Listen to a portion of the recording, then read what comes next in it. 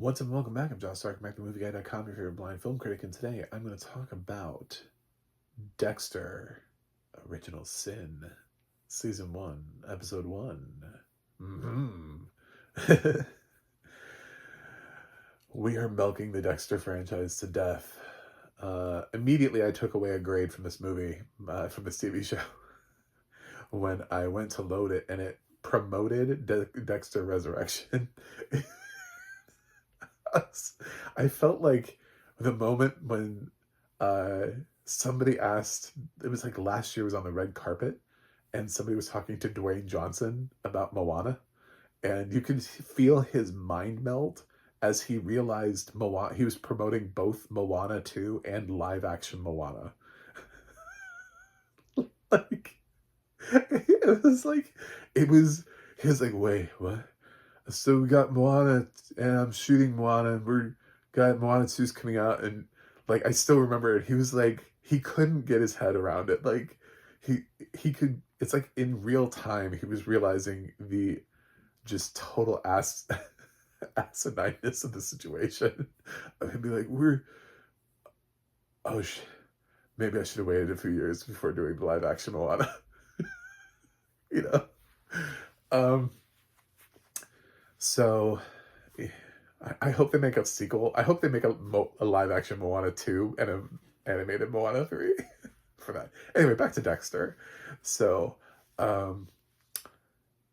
we have so this is the original series did tackle a lot of his beginnings.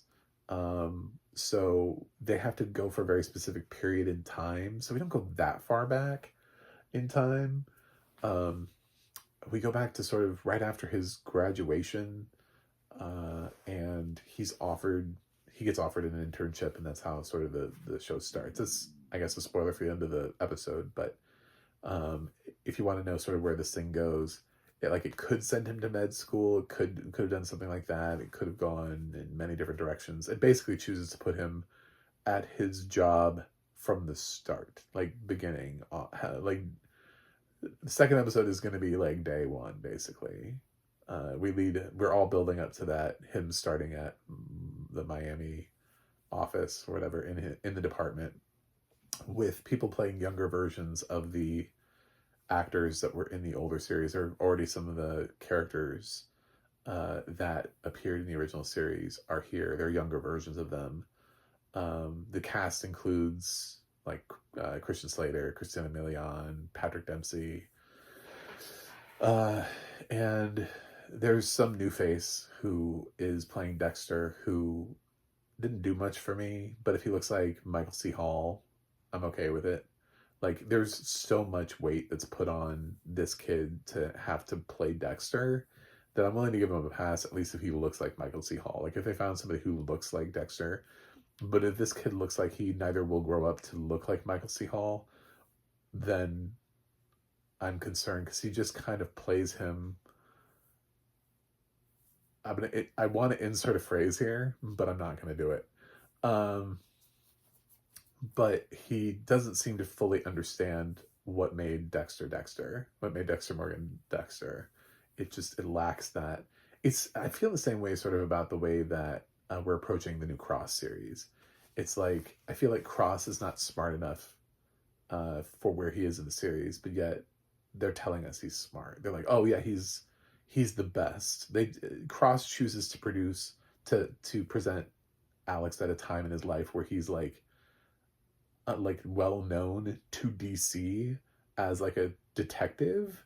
So obviously he's closed numerous cases, but like the writing for the show doesn't support him being the most intelligent man in the room, which would have made the show far more interesting if we had been able to see that, and then trying to write a criminal into that who then was smarter, who was even smarter. Do you know what I'm saying? Or who could actually go toe to toe with him. That makes it interesting. But when he's constantly making like really silly, simple mistakes, and you're just like, well, this is boring. So it kind of feels like with Dexter, it kind of feels like he's not quite there. And I know you're like, well, it's a prequel, so he's going to grow up. Which is why this series is not getting the same grades as I'm giving Cross, which is why I'm giving the series a break, which is why I'm giving this kid a break. is because they did not choose to go the other way where he is the expert. So there's the promise of him one day being the expert, but it does feel like he's really sort of starting from scratch. Uh, so I like Christian Slater here. Thought he did a good job. But really, honestly, Patrick Dempsey was the only one who really kind of just, in the pilot, just, if I gave like notes, I was like, oh my God. Patrick Dempsey comes in a very sort of anti-Patrick Dempsey role. He plays the lieutenant for the police department at the time. He has a scene where he just like comes in, he's like yelling at people, what are we doing here? I was like, oh my God, Patrick, I'm so used to you playing like romantic leads and kind people, and you know, it caught me off guard. I was like, oh my God. So that was fun. But it's, yeah, you get to see him, and he goes to like a frat party with his sister, and something happens at the party, and he gets close to killing people, but he doesn't. He holds back. He protects his sister's honor as she's about to be date raped at a frat party, and then he discusses how, you know, the urges are getting closer with his father, which we all know what that is. You've watched Dexter, and obviously you're going to watch Dexter Resurrection, right? And you know, they go out hunting, and his dad has like a medical emergency, which puts him in the hospital, which leads them to this nurse who's a nurse that's killing patients, basically. So Dexter's first kill becomes, I love the line where he's like, you always remember your first time, and my first time was with an older lady. I loved that line. I thought that was such a great spin on that line. I kudos in the writing room to taking a line that we've heard before and a concept that's been done before and putting this here. I thought that was genius. That was the moment of brilliance where I was like, maybe the writers here will produce something that I'll end up watching for however long this series runs. I wasn't a huge fan of the Dexter reboot. I thought it had some ideas that worked, but Dexter New Blood, the limited series that should have, which is why we'd have to call the new series Dexter Resurrection. He's a zombie now. So yeah, I wasn't a huge fan of that. It was okay, but it wasn't like, oh my God, I'm so glad we revisited the show. Here I'm sort of where I was in the beginning, so I'm just trying to be optimistic, because I was optimistic with Dexter New Blood. So with Original Sin, I'm like, okay, I'll stick with it. We'll see where this goes. The thing is, for me with Dexter, my history with Dexter is I really loved the show until a point. And you can try to guess in the comments what the point was in which I broke up with the show. But yeah, there's a point where I stopped watching. I literally have not seen an episode past a certain point. And that's happened for me with other shows before, where there are shows that I will go to bat for, and I'll be like, that show is excellent up to this point, and then I stopped. Like I've never seen the final season of Lost. I saw the first episode, what they were trying to do, and I was like, nope. And I went back and I was like, it's better this way. It's better if you just ended at season 5, because I didn't like the direction in which they were headed. And then, of course, it's been written about 1,000 times. And I'm very glad I didn't watch season 6. I'm very glad that my experience wasn't ruined. I don't like where they went with season 6. And I disagree with the direction of that show. So sort of like when somebody zigs and zags, and it's one of the reasons why I can sympathize. I'm a huge Walking Dead fan. And I sort of get the people who dipped when...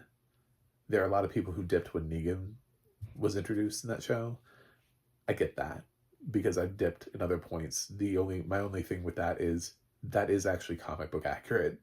So you should have always known that you would be leaving. Whereas these other shows are sort of like original concepts.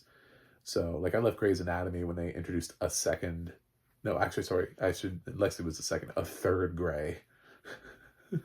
It's like, you get to do that once. She gets to have a surprise sister one time, not twice. So, um, yeah. So there's like something where it's like the writing is so like, well, fuck me, that I think the show is creatively strong, and then I'm just like, nope, I'm not interested in the direction. I see where you're headed, and I don't want to follow you on that. And that happened with Dexter. So I will absolutely fight for the chunk of Dexter that I watched. I thought the chunk of Dexter that I watched was flawless, and that's okay. It's sort of the example for why not every series needs to run for ever and ever and ever. And these shows that are now they're choosing 3, 4, 5 season runs because they feel the creative strength in doing so. I support that because it means then that you don't feel like you have to drag yourself out simply because money or whatever is being thrown at you. So uh, I I don't know where this is going to go, but I don't know if I'm going to continue to watch it. I don't know. I think it's an interesting place to go because, like I said, we tackled a lot of Dexter's origin story. We know how Dexter began. So to do Dexter in this way, you have to find a very specific point in time, and they've chosen a period in time, and we just have to see whether or not that works. I appreciate that this is a period in time where we're walking him back so he doesn't feel like he's the expert, so he doesn't feel like he's the smartest guy in the room, so we do have to see him grow into that, and as opposed to Cross, where he's supposed to be the smartest guy in the room and just isn't. So I appreciate that. Um, I'm not sure we need this show. I think that's another question that we have to ask ourselves is, do we actually need this show? Because for me, what I watched of Dexter was perfect, which is why when they went in a different direction, when they took a hard right at a certain point, I wasn't ready to follow them because I was like, no, you don't understand what made the show work. And I that's the thing is like sometimes the thing that you did originally, like I'm not super excited that they're like rebooting The Office or any of these other shows. Like Friday Night Lights is coming back. Like, but why? Are we really incapable of coming up with new ideas? Uh, so anyway, um, that's that. So we have another Dexter, and there's going to be a Dexter in summer of 2025. So you're just going to get Dexter Paloozas. And they're all with the same person, too. It's not even like with Game of Thrones, where they're telling like different stories that are all set within Westeros. Uh, they're all with Dexter. I was actually kind of excited for the possibility of a Trinity Killer show, I don't know where that show is. But at least it would have been a different character and a different perspective. But yeah, I'll give Dexter. I'm staying optimistic about this. Not the most amazing thing that I've seen in the entire world, but I thought the audio description was really pretty solid, and I'm cautiously optimistic. But I was also cautiously optimistic the last time we did this. So I'm going to give this a B+. Anyway, thanks for watching. Thanks for subscribing. And I'll see you guys on the other side.